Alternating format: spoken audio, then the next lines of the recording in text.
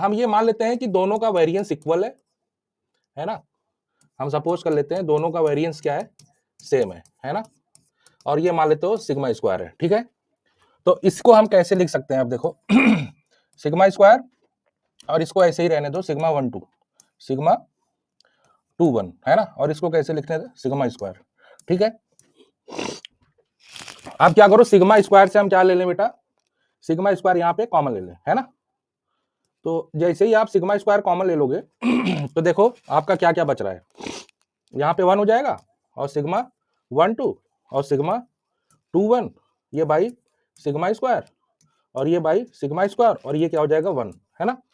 अब जरा देख के बताओ कोरिलेशन आपका क्या होता है, यहाँ पे कोवेरियंस टर्म होता है ना, बताओ कोरिलेशन यही होता है, covariance of x1 x2 upon root में variance of x1 variance of x2, यही होता है कि नहीं। अब दोनों अगर इक्वल ले लें तो ये इसको हम ऐसे लिख सकते हैं सिग्मा 1 2, और इसको, ये दोनों इक्वल हैं तो सिग्मा स्क्वायर, एक सिग्मा स्क्वायर बाहर आ जाएगा, है ना।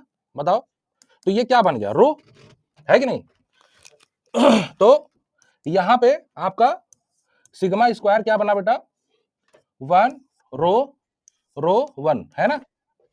लेकिन आप लोग एक चीज देखिए अभी भी इसमें एक चीज नहीं आ रही है, सिग्मा स्क्वायर, है कि नहीं।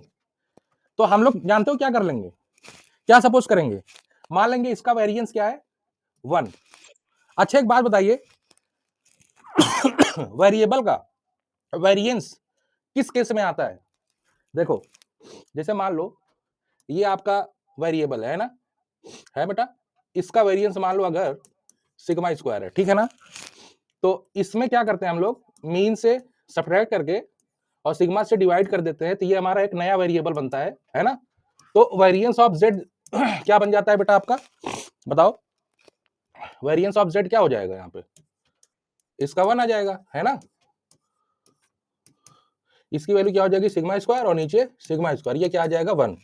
तो इसका मतलब समझ गए कि जो आपका कोरिलेशन मैट्रिक्स होता है बेटा, जो आपका कोरिलेशन मैट्रिक्स बनता है ना, इसमें ये किसके किसके बीच बनता है पता है, स्टैंडर्ड नॉर्मल वेरिएट के बीच बनता है।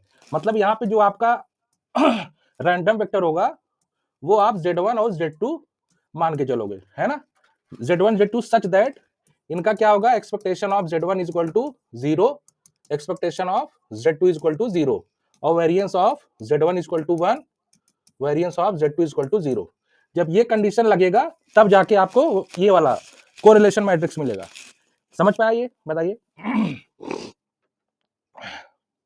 हाँ बेटा, इसके अंदर जो मैट्रिक्स के अंदर जो था एक कंसेप्ट था वो बताना था आप लोगों को कि ये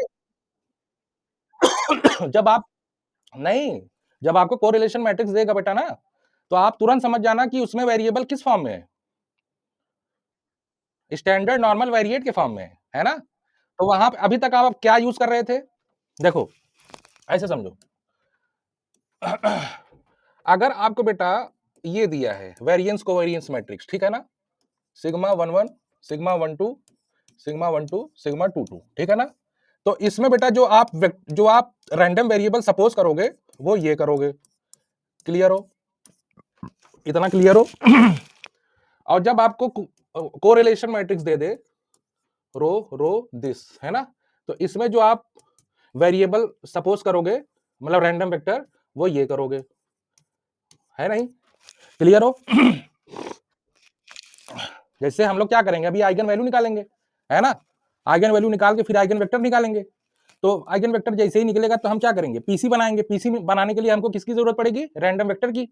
तो रैंडम वेक्टर, जब एक बात बताओ, यहां से बेटा हम क्या करेंगे, आइगन वैल्यू निकालेंगे और ये निकालेंगे ए की वैल्यू, क्लियर हो ना, बताओ। फिर यहां से हम पीसी लिखेंगे, है ना।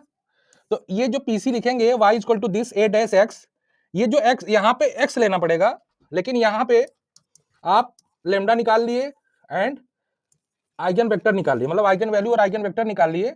और फिर यहाँ पे जो आप प्रिंसिपल कंपोनेंट लिखोगे ना बेटा, वो z के फॉर्म में लिखोगे। देख लो, दोनों को रिलेट करा लो। समझ में आ जाए बता देना, ठीक है, ठीक है। और देखो ये इसका भी कंडीशन होता है ना, जो आपका आइगन वेक्टर होता है कि नहीं? जैसे लैम्डा का कंडीशन होता है डिसेंडिंग ऑर्डर, ऐसे आइगन वेक्टर का भी कंडीशन होता है ना, कौन सा? a dash a is equal to 1, है कि नहीं? बताओ दोनों में। हालांकि इसकी यहाँ पे जरूरत नहीं है, ये तो आपको पता ही है, इसमें ये होता है बस, ये दोनों में कोरिलेशन, दोनों में जो आपको दिख रहा है ना डिफरेंस, यहाँ पे हमेशा रैंडम वेक्टर x चूज करना और यहाँ पे z, ताकि एग्जामिनर जो कॉपी चेक करने वाला हो उसको तुरंत आइडिया लग जाए कि इसने, इस बंदे ने z क्यों लिया, है ना? इस बंदे ने z क्यों लिया, ठीक है ना? और जैसे मान लो अगर आप z नहीं रखना चाहते हो, आप x ही रखो, लेकिन आपको बताना पड़ेगा कि ये x क्या है ना? ये x साइज क्या है, आप यहाँ पे लिखना पड़ेगा, ऐसे ऐसे लिखना पड़ेगा, expectation of all x size is equal to 0, ठीक है बेटा, और variance of all x size is equal to 1, ये फॉर ऑल 1 से जितने भी होंगे आपको बताना पड़ेगा। क्लियर हो? हाँ बेटा, समझ में आ रहा है ना? देखो जो जो कंसेप्ट इन्वॉल्व है सब बताते चल रहा हूं, है ना?